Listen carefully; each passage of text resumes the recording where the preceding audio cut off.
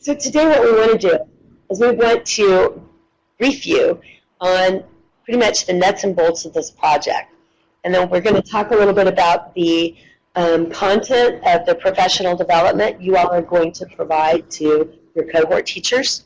And that's going to focus on a model called the Civil Conversation, and we'll kind of walk through it together. And then Laura has made a website for you, and she's going to show it to you. And then we should have plenty of time for you all to ask the many questions you may have. So we're calling this project the Teacher-to-Teacher Collaboration. This entire grant has been nothing but risk-taking for us, to be quite honest with you. It's really it's a huge opportunity for all of us, for the teacher leaders, you all, for Christy and the folks in Florida, and for CRF. But, we're not going to kid you. Wested and Gates are very, very interested in this work. And they have been in our back pockets the whole time, and they will continue to be. And so far, they are very excited about what we're doing.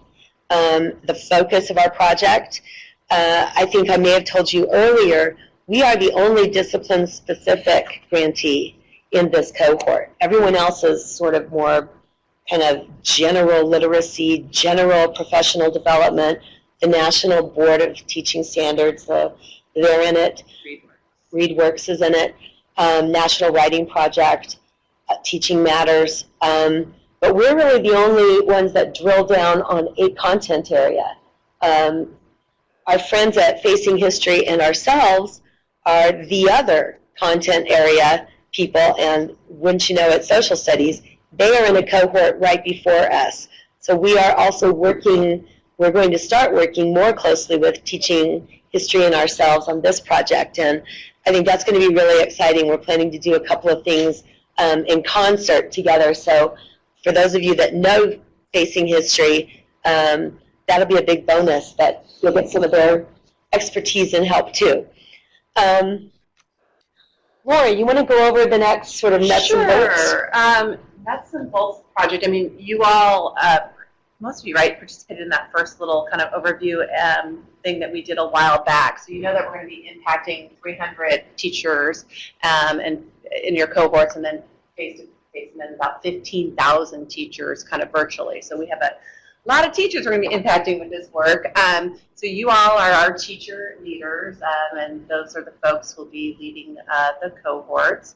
So when we're talking about high touch, as Carrie put in there, trying not to use that word for a lot of reasons. High touch just doesn't sound good, especially in the education sense. So, but what we mean by that is obviously every single thing that you're doing with your teachers, whether it's your face-to-face that you're doing with them, the webinars you're doing with them, the asynchronous learning that you're doing with them, the emails and phone calls you have with them.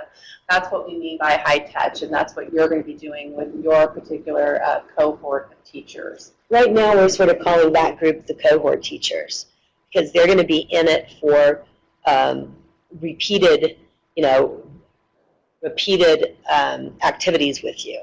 Right, which is going to be different than the light touch activities. And again, light touch is something more like you might be making a presentation at your department meeting, so we can count that interactivity as a light touch.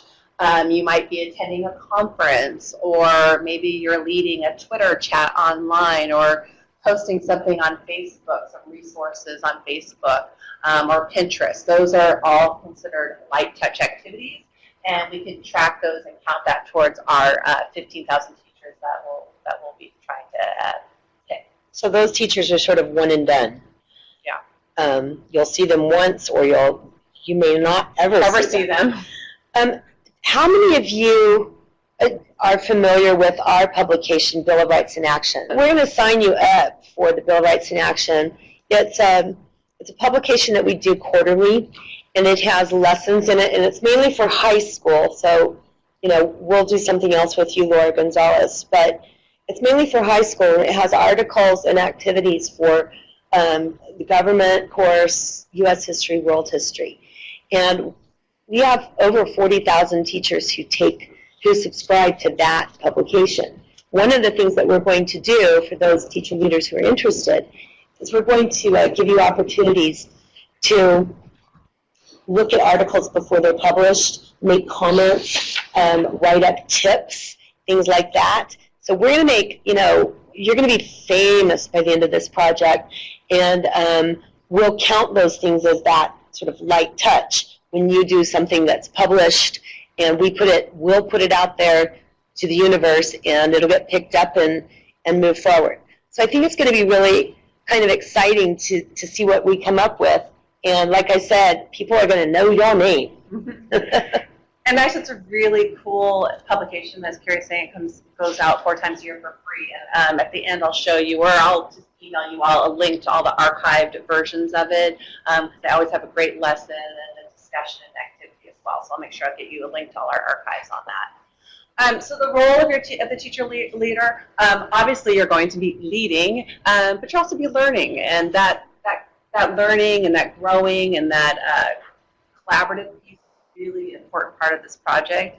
As we put here, judgmental versus mentoring. We want you to be able to, have a good relationship with your cohorts. There's no failures. We're all just trying to move forward and learn and try to impact our students in a positive way. So, yeah, I don't know. Do you want to add anything more? Well, I think that it's interesting that, we wrote about the role of the teacher leaders in those bullet points with learning and leading and willing to try out new things and share successes and challenges, take risks. And it really goes along with all of those characteristics that you all just named. So I think we're all in line with what this is about. And again, at the bottom of the slide there, it says it's okay to take risks and it's okay to stumble. Nothing is being reported to school districts or administrators about this project. We can share data that we collect along the way, but this isn't a project where, and I think it's really important that you tell your teachers and your cohorts this too, that this is not about evaluating, teacher evaluation and whether or not you're a good teacher or not a good teacher. This is really about bolstering our practice that's very focused on certain methods and on certain outcomes that we're looking for, and we're doing it together. So hopefully that's helpful there. Yeah. So project activities, I have to commend North Carolina because you guys are really clear on all the activities you're going to be doing. I love how you outlined exactly the dates and times and what's happening. But just to review here, so you teacher leaders with CRF and Carolina K-12, you're going to have a face-to-face session with Christy, and we haven't really spoken a lot about this, Christy, but I'm thinking, Carrie and I were talking that maybe it's best maybe that happens on March 11th, so that when we do the simulation PD with the California teachers, we can hopefully then have our Florida teacher leaders as well as the North Carolina teacher leaders all at their one spot location, so that we can do the PD there, and then there could be planning and other things that you can do with them when we're not online doing the virtual training. So that hopefully will happen. And then we'll also have 3 webinars. So we'll have some webinars, and we'll give you plenty of time to know when those webinars. I said March. I think I said March 11th. I'll double check that date and confirm with you. I think I sent it in the email as well. Let's see. So the webinars, we plan to have some webinars. And that'll be with not just you, but with all the teacher leaders across the country. So that's an opportunity for you and others to, collaborate and share ideas. Right. And so some of the webinars that what we will have is going to help move the project forward. So we'll have something on reflection activities that we'll be able to talk about with the teacher leaders, so that you can implement that with your teacher cohorts. What other webinars did we say that we might be doing? We'll do a check-in before you have your not this coming face-to-face, but your next face-to-face with using simulation as discussion, and then we'll probably have a final check-in of this year. Right, at the end of the project. So, so those are your webinars, and then so with your teachers, like I said, you already have those pretty planned out, which is great. You're going to have your 2 face-to-face sessions. You'll do 2 webinars with your cohort teachers that will help facilitate through our Adobe Connect, or if you guys have your own webinar platform, that's fine too. But that'll be kind of more of a reflection of what's happening. You know, they taught the lesson. Let's talk about how it's going, what was good, what was, you know, that sort of thing. So, and then we'll also have the asynchronous online discussions, and we'll probably have a webinar probably on that as well to help facilitate those online discussions. And we'll get that a little bit more in that when we go to your Moodle website. So, any questions so far? Great. So this timeline, it was meant for California. You guys are pretty much ahead of the game because you know exactly when your face-to-faces are going to happen. But basically, they just kind of outline that you are going to do those 2 face-to-face. You are going to have those webinars, and then when you're not doing those, there'll be that online discussion. So I don't think this quite coincides with what you're doing, because I don't think they're starting until February for their first face-to-face. But it's fine because we know that you guys have it under control. So. Right. You guys, do I remember that some of the webinars might be national webinars, or are those just to be countywide? It will be national. So we'll have some webinars that are just for our teacher leaders, but then we'll have some national webinars that we're going to open up to anybody who wants to attend. And that could be co-led by some of our teacher leaders if they'd like to, and attended, obviously, by our teacher leaders and cohort teachers. Yeah, so there's 2 types of webinar. Well, there's really 3 types of web stuff that's going on here. Level 1 we'll call, you know, professional development aimed at teacher leaders, which is what we're doing right now. So it's you all working with CRF and or Christy, thinking about how you are going to provide support to cohort teachers. And then level 2, we'll say, is you all actually providing support to cohort teachers. And you are welcome to do that via webinar if that works for you.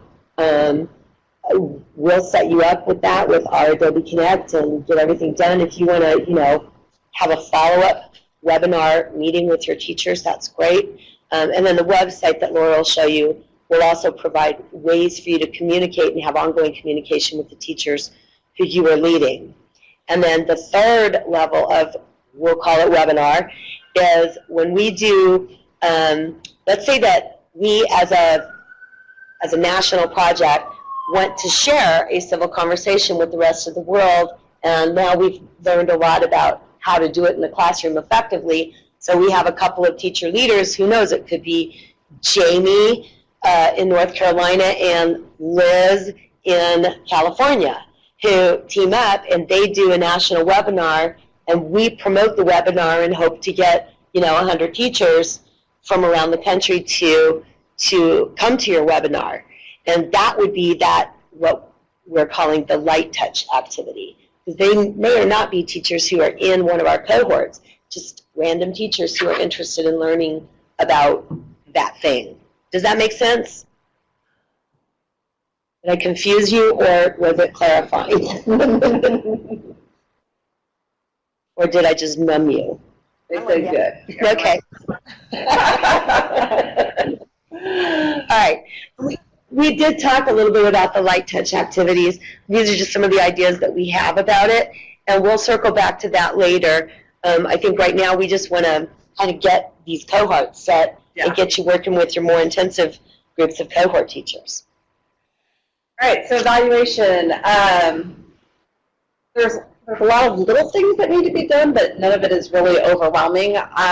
Really, we don't want it to be scary because it's not very time intensive. Really, we're looking at, or what Gates wants to know is what kind of impact this project is having on teachers, both teacher leaders and the cohort teachers. So, you know, wanting to see if it's valuable to the teacher leaders, what kind of support do teacher leaders need, and then also kind of evaluating, did we provide to CRF, did Carolina K-12, did we provide the necessary support you needed as teacher leaders to do your, to work with your cohorts. And then looking at the impact on cohort teachers, we want to make sure that this project is helping these teachers, kind of implementing these, I put Common Core, but it's these new state standards in North Carolina. How is it helping them, and kind of what's the benefit of having teacher leaders be the kind of provider of these professional developments rather than others outside the classroom. And again, hopefully that this is something that we'll be able, this model will be something that we end up finding beneficial, and that's something that can be scaled. That's Gates' big hope. Yeah. They're doubling down on this because they hope that this becomes a way to really help teachers throughout the country in a cost-effective way, or semi-cost-effective way, to really scale professional development that is not led just by school districts, and that is led by organizations like Carolina K-12 and CRF that through teacher leaders. Because what they did find, and I think this speaks very well to us in Carolina K-12, they did find in a massive survey that teachers, by and large, were more enthusiastic and felt professional development was more valuable to them that was provided through outside organizations rather than their own school districts. And that isn't the case in all school districts. Some do great professional development, and some use teacher leaders, like I think Guilford may, but most don't. And the professional development for social studies teachers is really not about teaching social studies at all. A lot of it is really about assessments and counting and things like that. So now the Gates knows that the idea is that, okay, let's see what we can do to really scale organization-based professional development. So, all right, so kind of the tools for evaluation.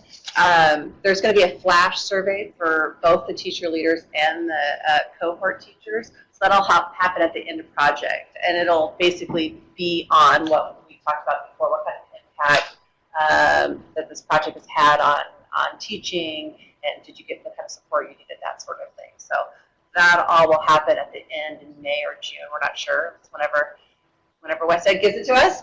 And then we'll also be maybe periodically surveying you to see what kind of support you need and how things are going.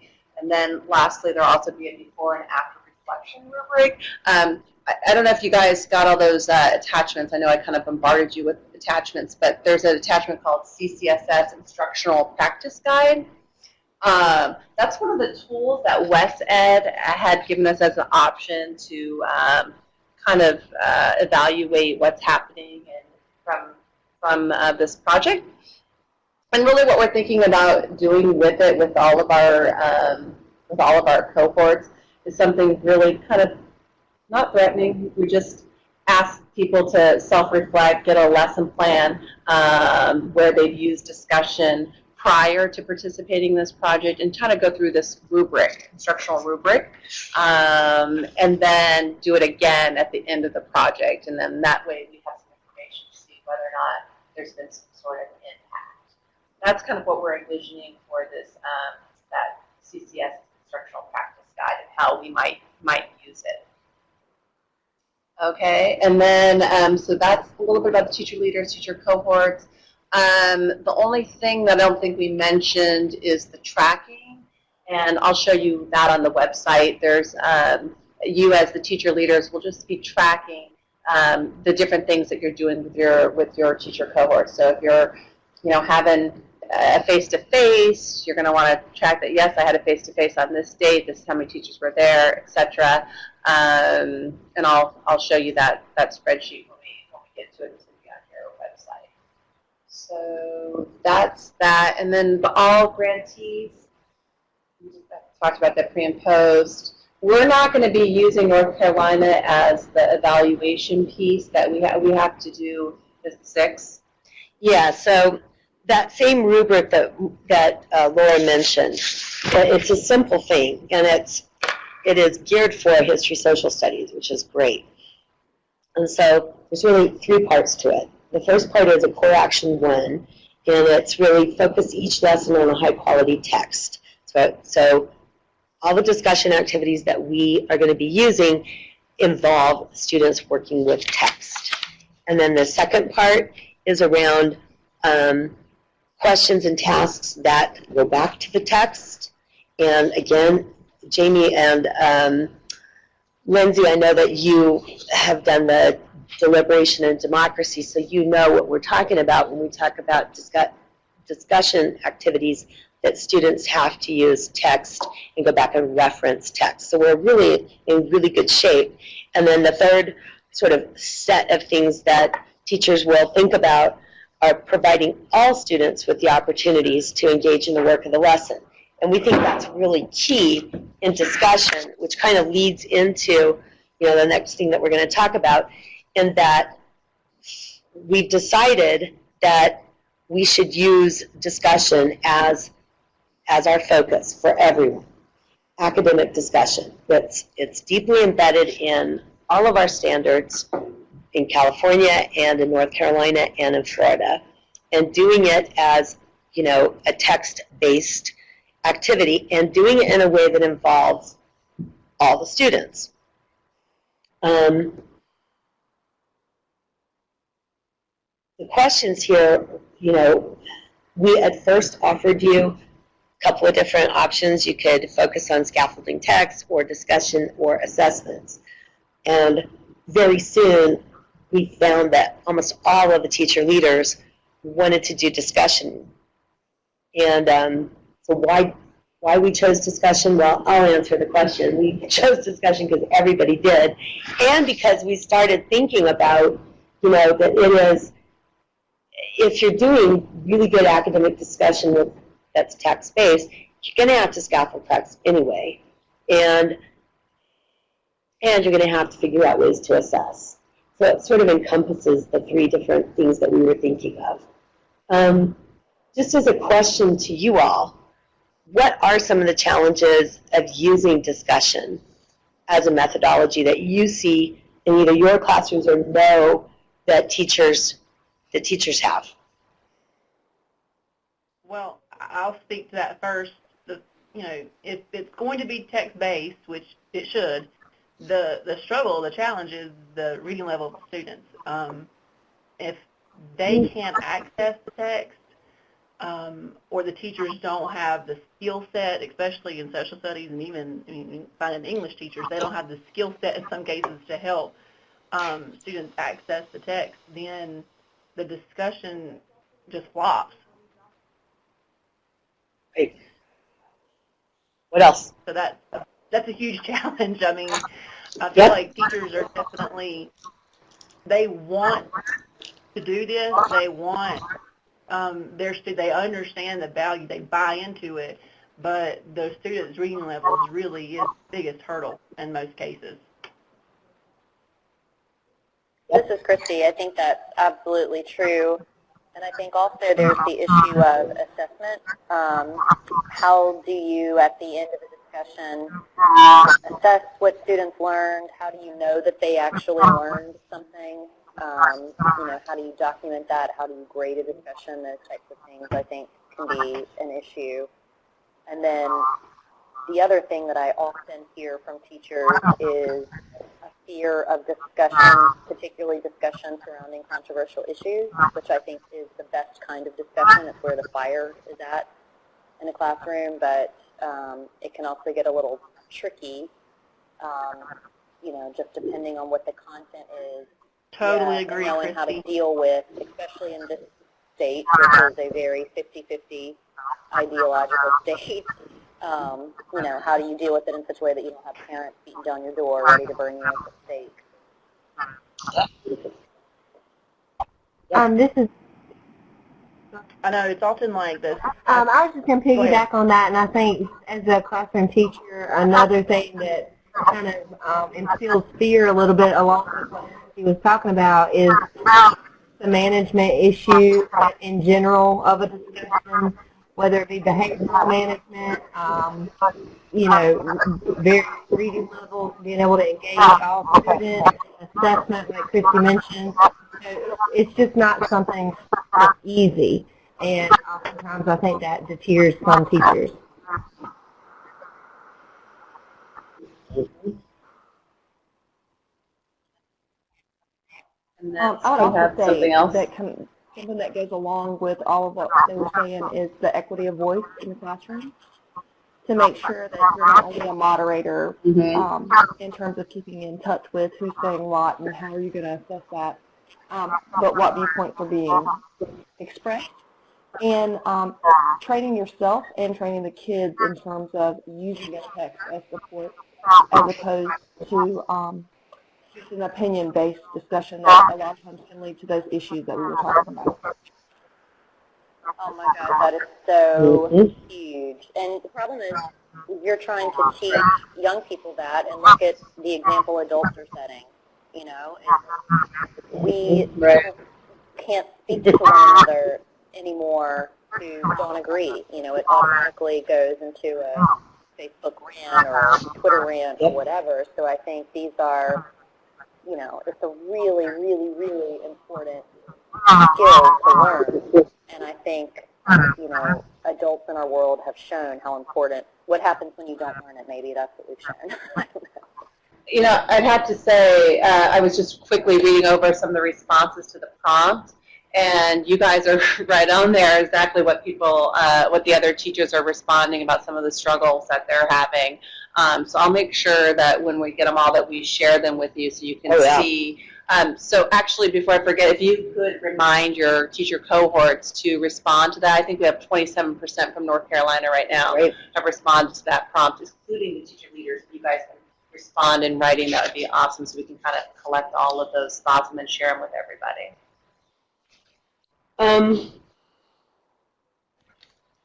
Some of the challenges that I see with discussion in the classroom. And of course, you know, we get to talk very frankly with our teacher leaders. One of the biggest challenges I see is teachers not willing to let the kids do this in small groups. They need to keep control of the discussion. They need to be the sage on the stage. Discussion needs to be an all-class activity with the teacher in the front.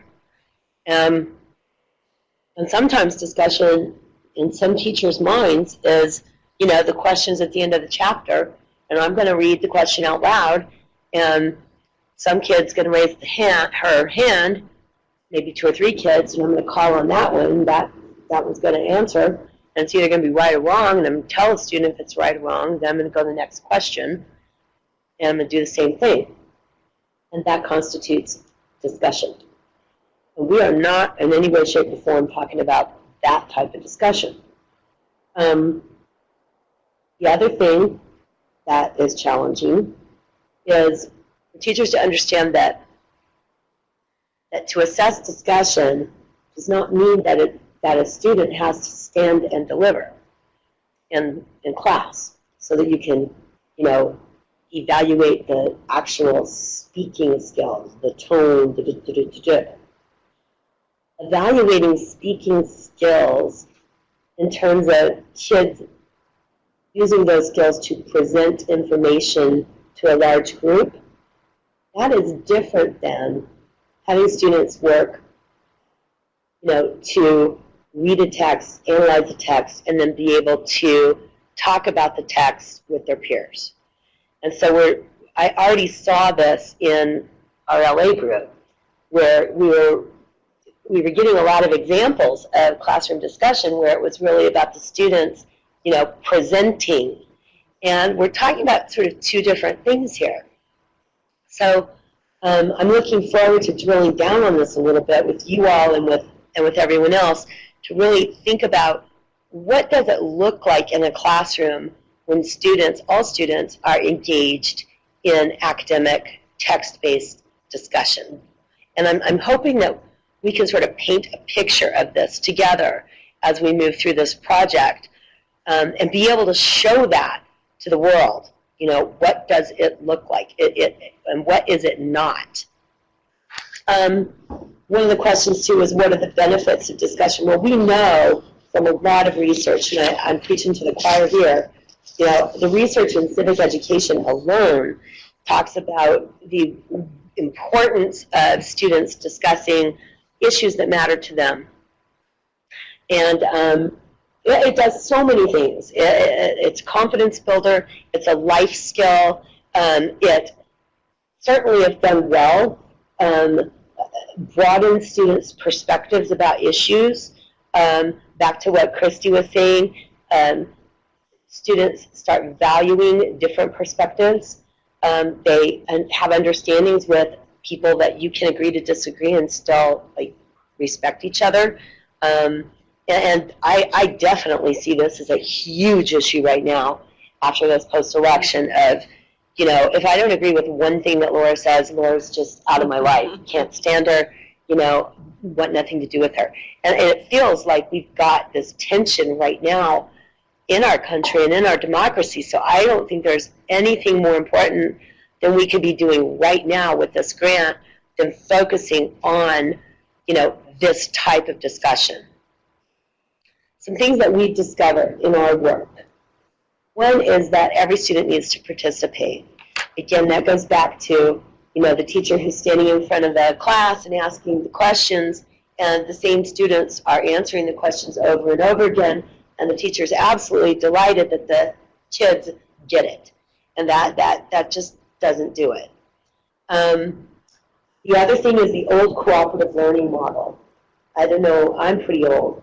So I don't know if I'm older than the rest of you, but back in the day, there was this cooperative learning model where when kids worked in small groups, one was the reporter and one was the recorder and one was the something else, and oftentimes there was a role called the observer, and that was always the role you gave to the kid who, couldn't read or couldn't talk or was misbehaved or, whatever.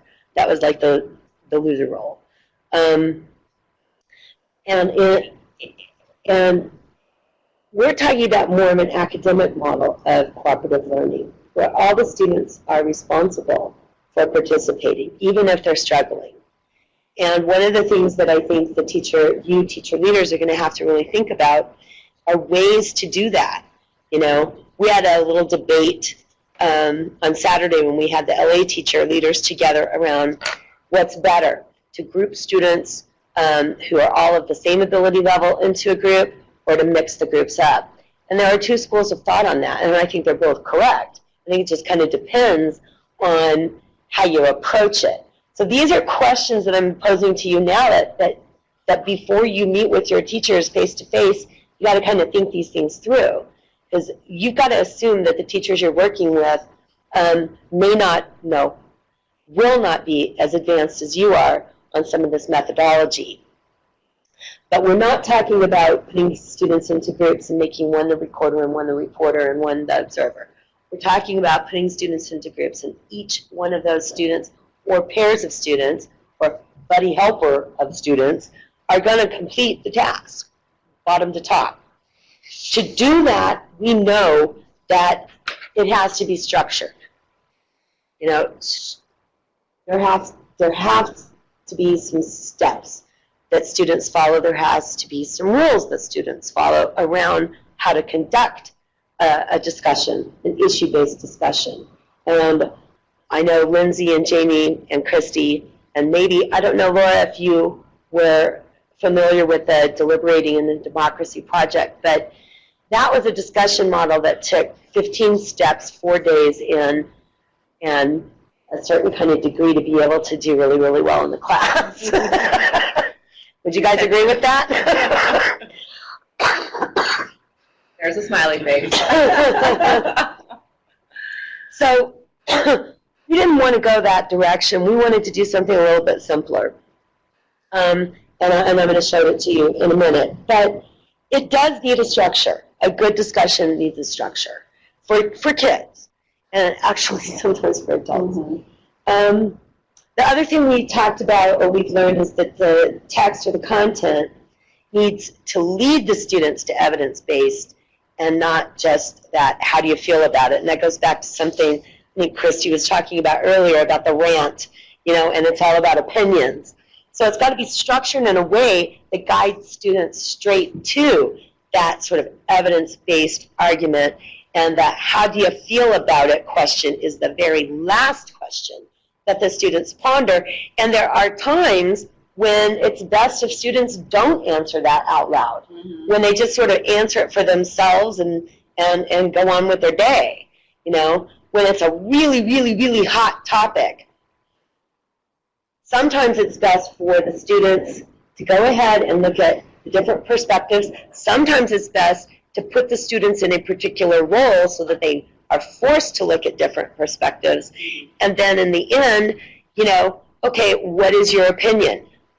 You write it down and take it home with you, you know, because it isn't necessary for everybody to agree on every issue. It's necessary for people to develop understandings about the issue. That's kind of where we're going with this. And to structure it that way, we tend to think a discussion guide for students is a good thing.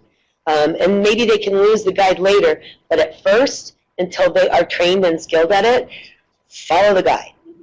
And then finally, we do need assessment strategies. And we're hoping that the discussion guide that we've put together here is going to help us with that assessment piece. So we're going to do, oh, did I miss a slide in my page? I sure did. Am I going too fast? Is everybody with me? Do you have anything to say so far? Because I feel like I'm just lecturing you. You're still with us. Yay! Good. Wait, Jamie's talking. Okay. All right, good. Okay, so the plan is that this semester we're going to do 2 learning cycles of discussion. The first one is going to focus on this civil conversation model that we're going to talk about right now. And the second one, later on, I guess in March, April, is going to focus on using simulation and role play as academic discussion. I've got some ideas about that. And the idea here is that in your first face-to-face session, you will focus on helping your teachers understand the civil conversation model. So you're going to basically train on it or train them to use it. And then everybody's going to go and use it in the classroom. Just one time. And then they're going to reflect on how it went. And then they're going to go back and they're either going to reteach it or they're going to really talk about how they will do it next time. Because if this were a year-long project, which it will be next year, I don't think we can expect people to do things twice, you know, in this semester. But we'll see how that flies. But for sure, teaching it, reflecting, and thinking about next time that I teach this particular discussion model, maybe on a different topic, but using the model. So we're going to do 2 cycles of that, one on civil conversation and then another one on using simulation. So the civil conversation.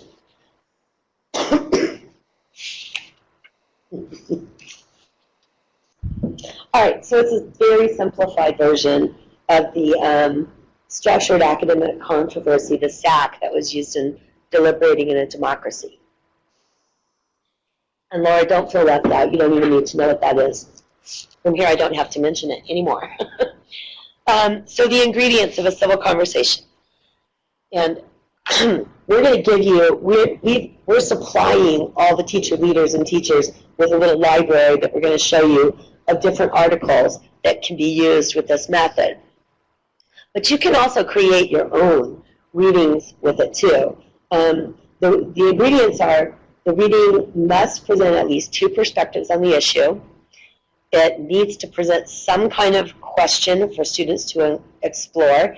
It can be a yes-no question, or it could be a which is better question, or what should we do type question. So it's got a lot more flexibility than the SAC did. Students need to work in at least pairs. Better is maybe a group of 3 or 4.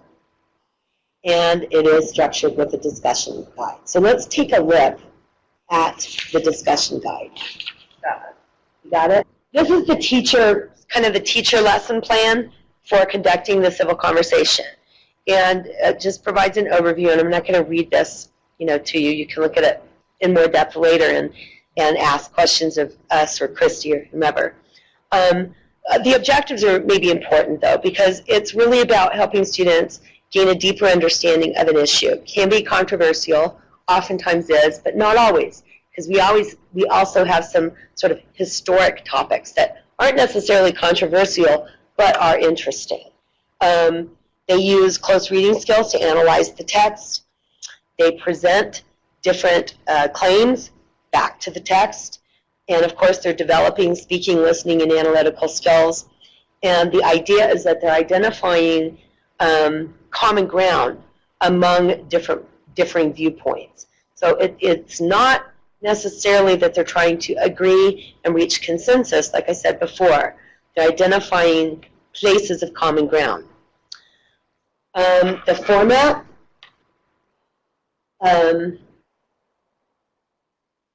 we think a time limit is a good idea so that students sort of stay on track. Usually it's a class period, and they should also have some time at the very end to sort of reflect. Small groups, again, it should be 3 to 4 students, usually is ideal. You can scaffold the text and put students into different reading groups according to that text that they are using. Ideas for assessment. Can you scroll down on there? We're looking at our own papers and forgetting that we should scroll down for you guys. Okay, so small groups right there. Assessment. Okay, so there was a civil conversation guide, and we give the teacher some things to look for according to the questions that the students are going to write down answers for. And we can come back to that in the end. The next page is preparation. So it's basically everybody in the class needs the civil conversation guide, and then everybody in the class needs an article for the text that's going to be used that the conversation is going to focus on. And basically, I think you kind of get how it goes. Let's go to the civil conversation guide and just take a look at it. And I want you all to really and truly feel free. I'm going to go slowly and pause after each section because I want to give you an opportunity to ask questions or make comments or suggestions along the way. And I know it takes a minute for you to unmute and say something or to type it. So the first part of it is really just the rules for civil conversation.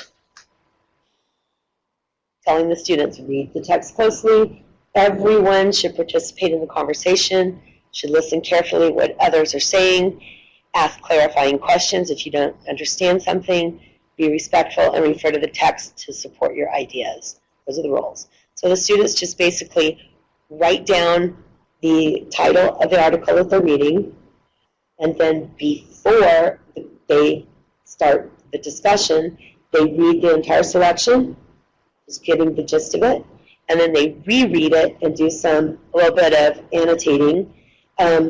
Please tell teachers if their students already have ways to annotate to have the students use what they already use. You don't have to follow these instructions, of course. In fact, I think that's too much. I may do a little bit of editing on this because I think. Instructions for the kids. Tell me your opinion. I think that's too many instructions about annotating, and we really need to just get them into the text. Students that oftentimes very specific, like just an exclamation point on something that surprises you or whatever. Being very specific with sort of a formula leads to much more in-depth annotations, whereas it's kind of like the idea that if you ask them to highlight key points, they get done in the whole thing timeless. And, this kind of makes them think through, okay, what surprised me? What do I have a question about? What can I connect to personally? So in my past experience, you're right, it is a lot, but when I give them very specific annotation instructions, that's when I get quality reading and comprehension, and then later discussion. I completely agree with that, and Okay. I wonder, for me, like I think saying to them the exclamation point, the arrow. I would even add question mark. What questions do you have? And I wonder if it's possible to give this document to the teachers in a Word file, and that way they could write in, if they think it's too much for their class, maybe their class is already trained on annotation and doesn't need it, then they can take it away. Or if they want to add in their own procedure, that might be one way to meet everybody's needs, is to give them this Word and they can tweak it themselves. We can do that. Right, and we did that with the, when you see the curriculum library, all of the resources are in Adobe as well as Word, so if the teachers have a way that they want to chunk the information, they can. But we'll also make sure we add this guide in Sorry, as I well. actually have a question. So the Going students... back to rules. Somebody else trying to say something? Okay.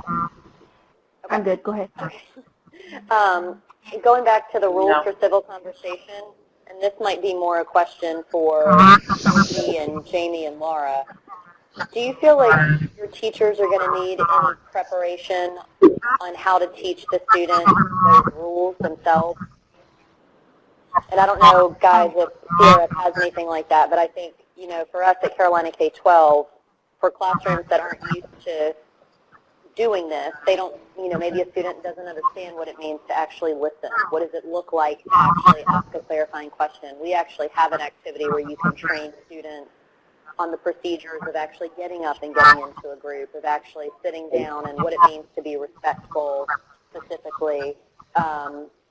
And I don't know, do you feel, guys, that Guilford County needs any foundational work like that before getting into this, or do you feel like based on past initiatives, most teachers are pretty comfortable with small group discussion successfully in their classroom?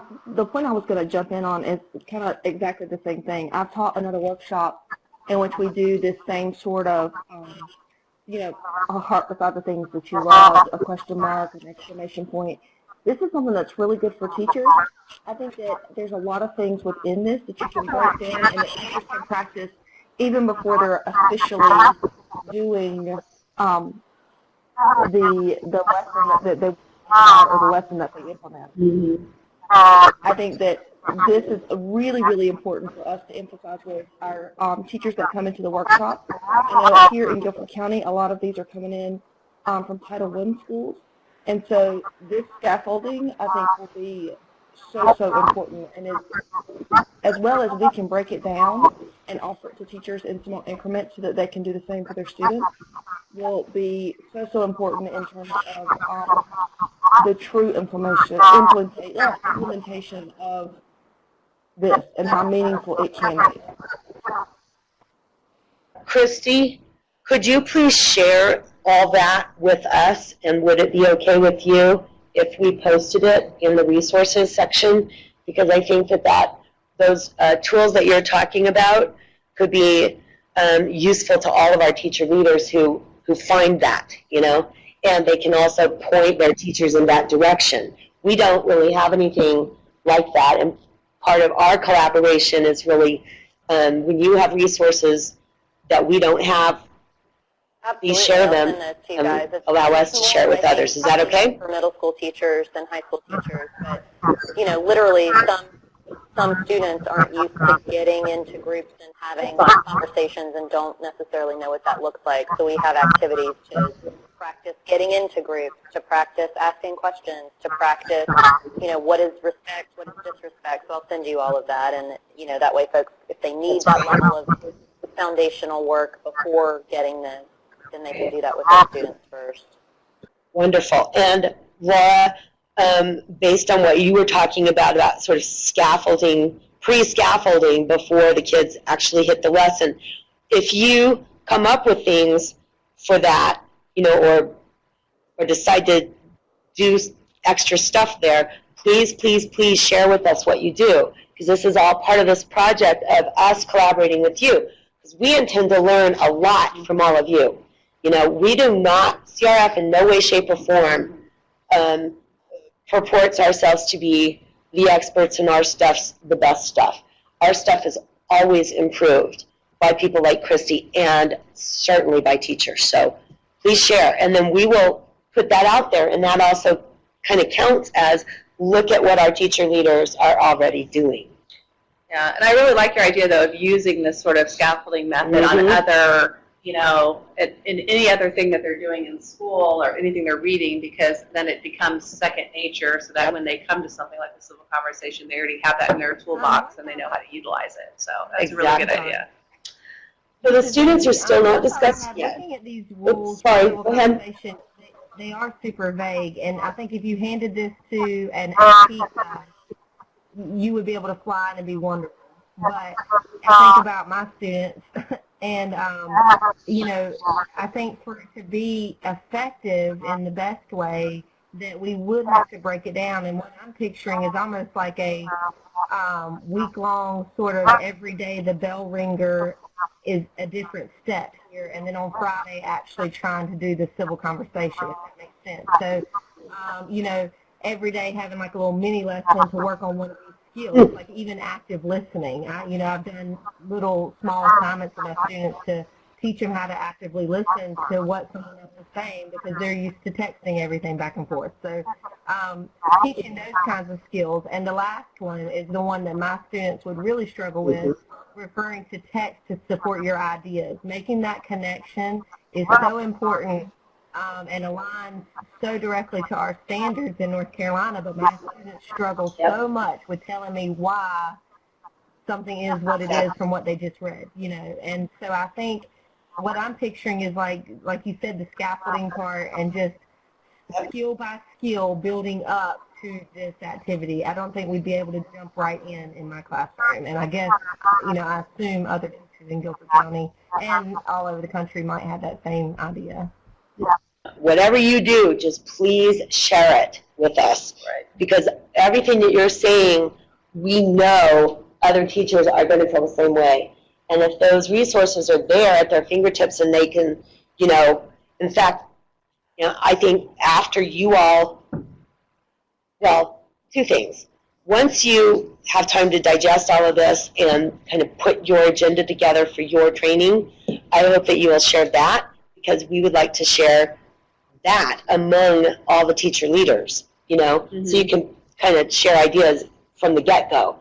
And then, you know, as we move forward, yes, indeed, we want you to make those modifications, you know, that you think are necessary. Right. That's why you're the teacher leaders. Right, and we could put together maybe a tip sheet along with that, with some of the suggestions that you are talking about, and then the more that we gather, we can come up with a tip sheet that teacher leaders can share with their teacher cohorts. And just going back to referring to the text to support your ideas, it seems like, oh my gosh, there's so much text. How do I know which one supports?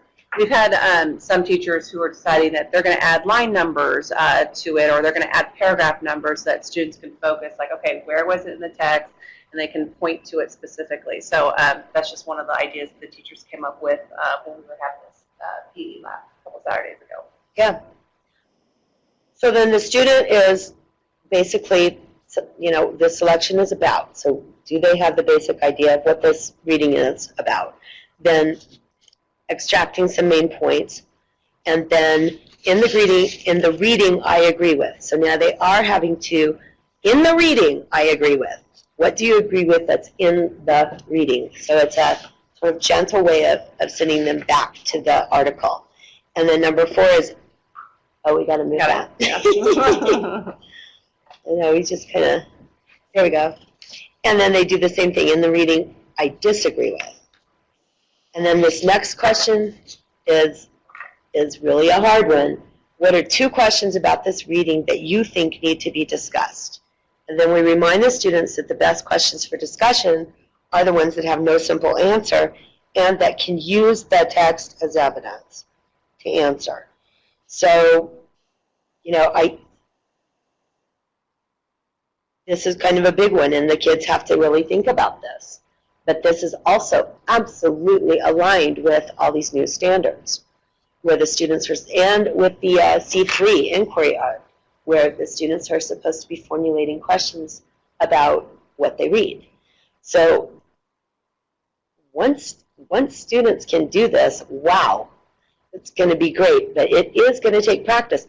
I think it's really important to help your teachers understand, you know, the first time out on this may be a little rough. you know, but you got to do it a few times. You've got to do these things just like you were saying, scaffolding. You got to do it a few times with your students, and then they become trained to do it, you know, and it can transfer to all the other things that they do in class. So now the students have answered up through number 5 in writing on this page. Now they're kind of ready to discuss. So we give them a couple of ideas. Everyone shares something that they agree with from the article, then something they disagree with. Choose someone's question to discuss from number 5 above. And the real truth of the matter is, in each of the readings that we produce actually end with discussion questions. So they're good to go right back into the text. The reason I put these discussion starters in here is because it is possible, very possible, to use this methodology with a couple of newspaper articles that just are on the same topic with different points of view. For the other thing that we talked about with the Los Angeles teacher leaders is, in some cases, you could actually use video for this too. You could take a topic that's being discussed on, you know, out there, and you could get a clip from Fox News and another clip from MSNBC, and you could play both clips, and the students could actually do this discussion activity, you know, and not have a reading.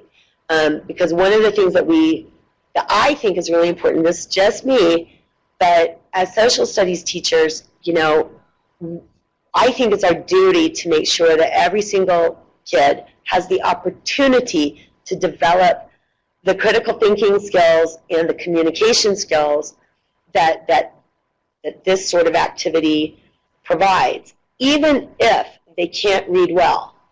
You know, I don't want that access to reading to be stop the show here, because I think it's important for everyone to have these skills, whether you're, you know, a great reader or not.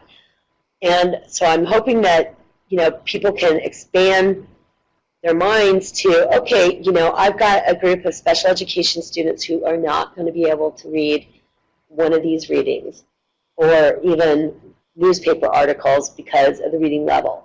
So I am going to come at this a different way. All you need is 2 points of view on a topic. All you need. So that's just kind of food for thought. So then the students have their discussion, and then they answer the next. Oh, we added questions. 1, 2, 3, 4. 4 questions. Sorry. We made changes after our teacher leader, and I just had a typo there. Is somebody talking to me there? Love this idea. Oh, great. 4. Okay, good. Okay, so the next 4 questions are after the students have their conversation. And again, you know, you've got to help teachers time it out. So, you know, teachers will need to tell the students, okay, everybody, you have, you know, take it home for homework and complete 1, 2, 3, 4, 5, you know, for tomorrow. Then the students come in. Okay, discussion questions are there. Here's your discussion starters. Okay, you guys have 15 minutes or 20 minutes or whatever to have your discussion. And then at a certain time, then they should move on to these questions. And this is their own self-reflection. Compared to others in my group, I spoke less, about the same, and more.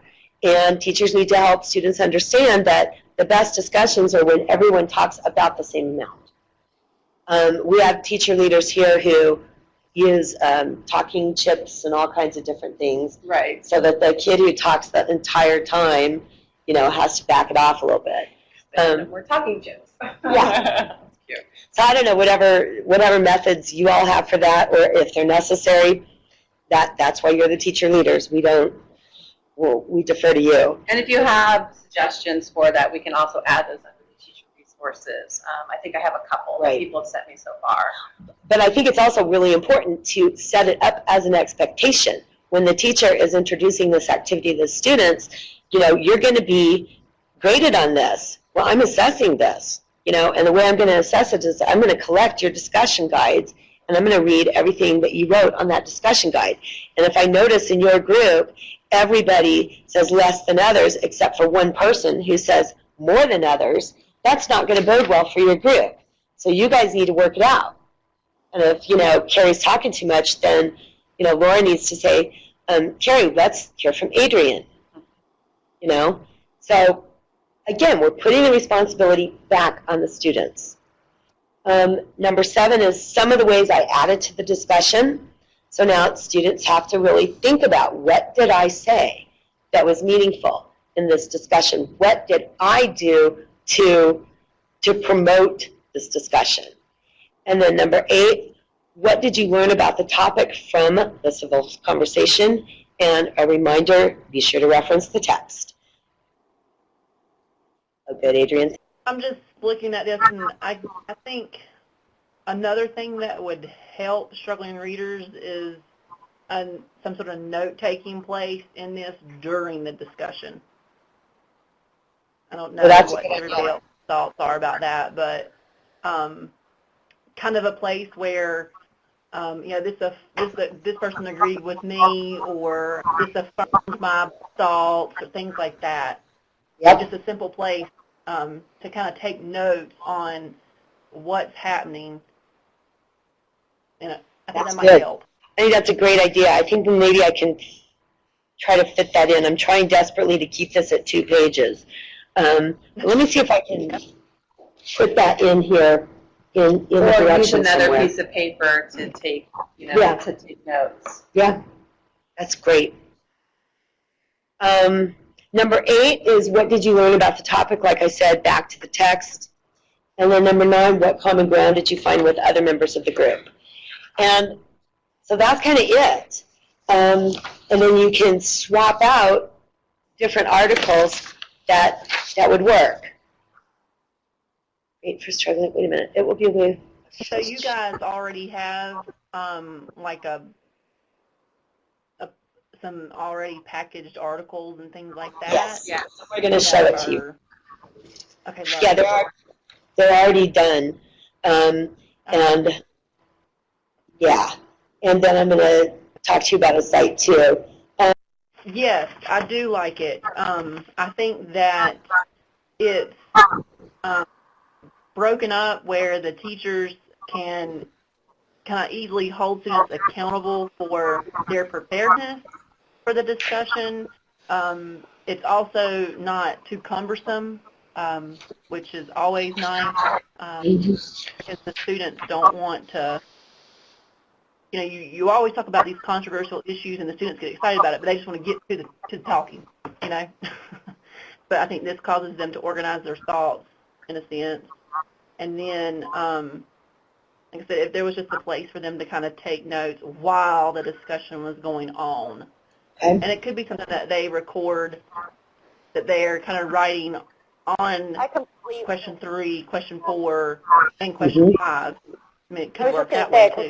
This is Christy. I totally agree with you. I was thinking, too, I don't know. And I'm wondering if there's a way to make that worksheet a little bit more visual. I think about, when I did AVID and allowing students space to doodle when they take notes just because of the different ways of processing, and that note sheet, and as are all worksheets, as it stands, is very text-based itself. I'm just wondering if there's a way to pull in, like I almost see what Jamie's talking about is kind of a block of space, and it could be, the way to save space obviously is to say, take notes on another sheet, but just to kind of, I don't know if what I'm saying makes sense, but if there's a way to make it, Lauren said graphic organizer, and so to make it more kind of in that realm rather than just or have an option maybe in that realm as well, rather than just question, answer, question, answer. Is that what I'm saying? I absolutely agree with you, especially in terms of teaching middle school and adding in lower grade kids into this discussion. A graphic, something simple, something specific, maybe blocks that ask those questions in a simplified format so that they have a way to guide their thinking to help answer that. Sometimes a worksheet with just a long question can be very overwhelming. If anybody wants to take a crack at just sort of you know, Love how I did a graphic organizer. yeah. Send me your ideas for it. That would be awesome. I love it. And just a little edit note, it says the next 3 questions should be answered after you hold your civil conversation. There are 4.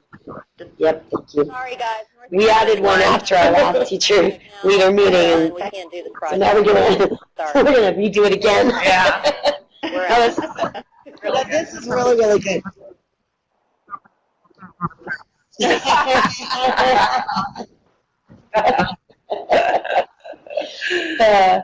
All right, good. We'll play around with this, and please, if you have ideas for making it more graphic and middle school friendly, please send them to me. I can play around with it too, but I have a feeling that you're seeing how it might be, and if you can sketch it out or whatever, that'd be great. And we'll send this to you in a Word version to play around with too. That'd be great.